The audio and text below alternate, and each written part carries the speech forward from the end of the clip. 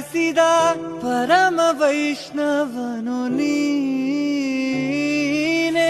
ಕೊರಳಲ್ಲಿ ಭಸ್ಮ ರುದ್ರಾಕ್ಷವ ಧರಿಸಿದ ಪರಮ ವೈಷ್ಣವನು ನೀನೆ ಗರುಡ ಗಮನ ನಮ್ಮ ಪುರಂದರ ವಿಠಲನ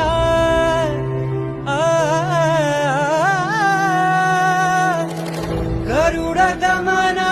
ನಮ್ಮ ಪುರಂದರ ವಿಠಲನ ಪ್ರಾಣ ಪ್ರಿಯನು ನೀನೇ ಚಂದ್ರಚೂಡ ಶಿವಶಂಕರ